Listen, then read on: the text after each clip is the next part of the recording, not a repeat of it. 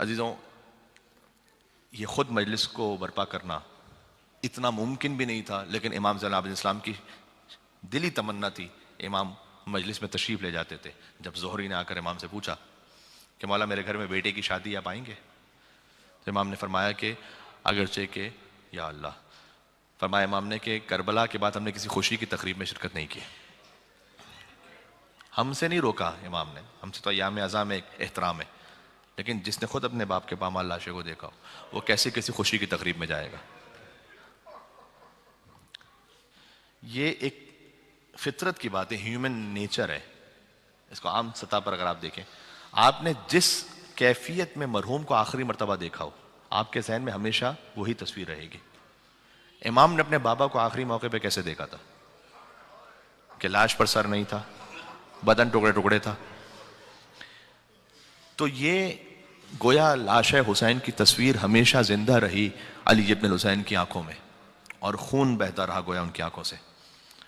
میں یوں کہوں کہ وہ جو ابا عبداللہ الحسین کے جسم اتھر میں کچھ خون رہ گیا تھا نا کربلا میں، وہ شام میں سجاد کی آنکھوں سے بہہ گیا تھا۔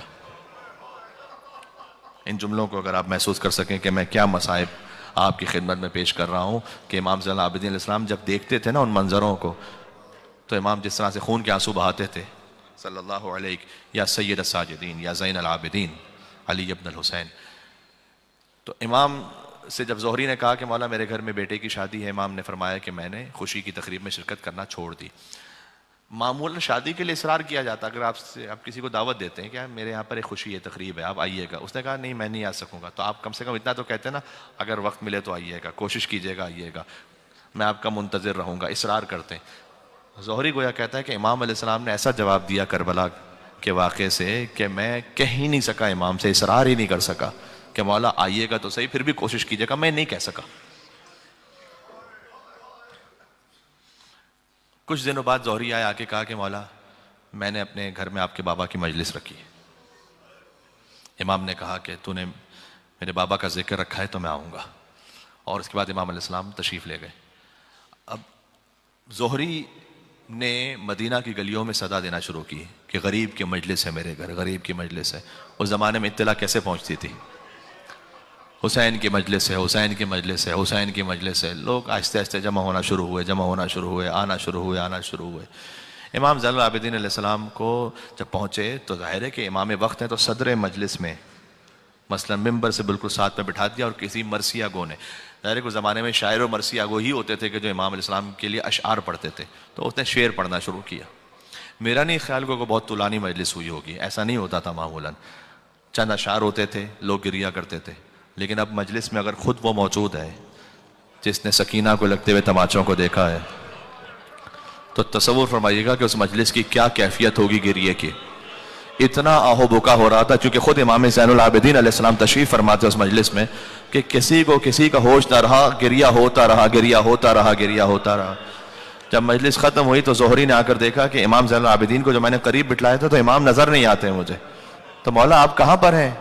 دیکھنا شروع کیا، ڈھونڈنا شروع کیا، تو جہاں عزاداروں نے اپنی جوتیاں اتاری تھی نا، علامہ نقن صاحب نے ایسے ہی لکھا ہے اس روایت کو کہ امام زین العابدین علیہ السلام وہاں جا کے قریب بیٹھ گئے تھے۔ تو زہری نے آ کے کہا کہ مولا میں نے تو آپ کو صدر مجلس میں ممبر کے ساتھ بٹھلایا تھا، آپ وہاں کیسے تشریف فرما ہو گئے؟ کہا زہری تو اس ظاہری مجمع کو دیکھ رہا ہے فقط، لیکن میں دیکھ رہا ہوں جب سے ذاکر نے مصائب شروع کیے ہیں، جنت سے میری دادی فاطمہ زہرا، یہ ایک اور شباہت ہے دادی اور پوتے میں، بی بی فاطمہ زہرا میں اور سید الساجدین زین العابدین میں، کہ جنت سے میری دادی فاطمہ زہرا تشریف لا چکی ہیں، میں نے یہی مناسب سمجھا کہ وہاں بیٹھوں اس مقام پر جہاں عزاداروں نے اپنی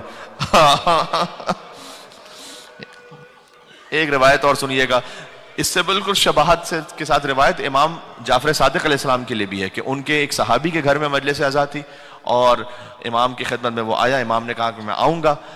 جب مجلس ہو گئی اسے لگا کہ امام نہیں آئے، اور پھر اگلے دن امام کے پاس پہنچ کے کہا کہ مولا میں تو آپ کا منتظر تھا تو آپ تشریف نہیں لائے، تو امام نے باقاعدہ جملہ کہا کہ تیرے گھر کے باہر ایک سفید کپڑا بچھا کے میں وہاں بیٹھا ہوا تھا، اجلالن، تجلیل کرتے ہوئے اپنی دادی فاطمہ زہرا سلام اللہ علیہا کی۔ اب آپ تصور فرمائیں کہ جب آپ مجلس میں آتے ہیں تو کس نیت سے آنا چاہیے آپ کو؟ اول و آخر نیت یہ ہونی چاہیے کہ زخمی قلب حضرت زہرا سلام اللہ علیہا کے لیے پرسا ہو جائے. اور یقین فرمائیے گا کہ سیدہ کے لیے پرسا قیامت تک جاری رہے گا، بلکہ قیامت میں بھی جاری رہے گا. کہ جب فاطمہ تو زہرا سلام اللہ علیہا تشریف لائیں گی، ایک ہاتھ میں عباس کے بازوؤں کو لے کر، ایک ہاتھ میں علی اصغر کا لاشا لے کر، اے ہائے ہائے، بات تمام ہو گئی. امام زین العابدین علیہ السلام کی جب شہادت ہو چکی تو ایک اونٹنی تھی امام زین العابدین علیہ السلام کی، کہ جس پر 35 مرتبہ کہتے ہیں 35 سال تک یا کتنے سالوں تک، کئی سالوں تک مسلسل امام نے حج کیا تھا. تو اس اونٹنی کے لیے امام وصیت کر کے گئے تھے. فرمایا تھا کہ میں نے اپنے جد رسول اللہ کے لیے یہ کلام سنا، حدیث سنی ہے کہ جو جانور 7 مرتبہ عرفہ کے میدان میں پہنچ جائے وہ اللہ اسے جنت کے جانوروں میں شمار کرتا ہے.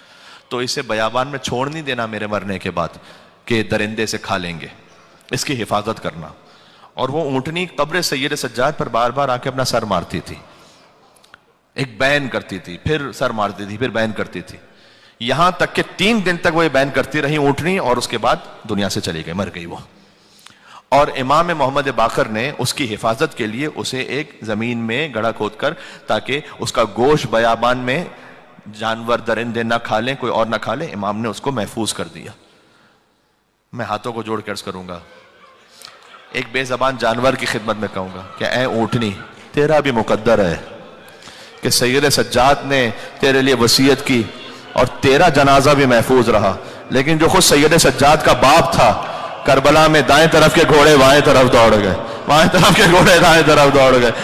سجاد دیکھتے رہے حسین کا لاشا پامال ہوتا علی ابن حسین کے سامنے ان کے بابا کا لاشا پامال ہو گیا.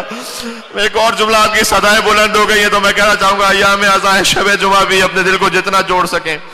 اونٹنی کے لیے اتنا احترام رکھا. آپ کو وہ روایت یاد آ گئی کہ ایسے ہی کسی اونٹ پر جب سکینہ بنت الحسین سوار تھی تو کیسے شقی نے دھکے دے کر بی بی سکینہ کو اونٹ سے زمین پر گرا دیا تھا، اور حسین کا کٹا ہوا سر جو نیزے میں تھا وہ زمین میں گڑ گیا اور آگے نہیں بڑھتا. میں آپ سے کیا عرض کروں، بس بی بی کبھی سناؤں گا اس تفصیلی روایت کو. جب بی بی زینب گئی تو دیکھا، آج بی بی فاطمہ سلام اللہ کا ذکر بار بار آ گیا، فضائل میں بھی مصائب میں بھی دیکھا. ایک سیاہ پوش بی بی ہے کہ جن کی گود میں سکینہ آرام.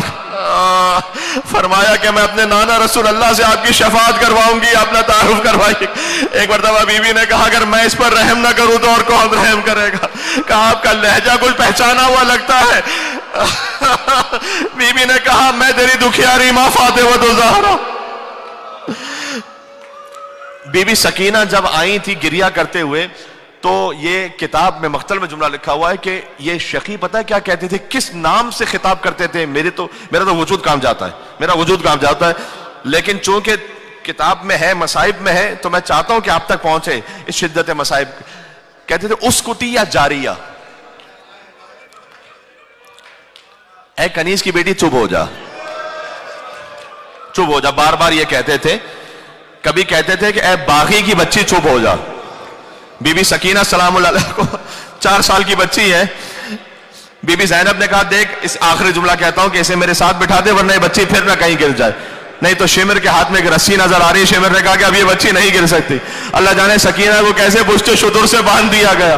جب عرب کا وحشی اونٹ دوڑتا ہے، ایک مرتبہ شام کی منزل آئی، رسیوں کو کھولا گیا، پشت سکینہ لہو لہان ہو چکی تھی. سکینہ نے گویا کربلا کے خوراک کا رخ کر کے کہا چچا پانی نہیں چاہیے چچا، تو واپس آ جا. سکینہ تماچے کھاتی رہی.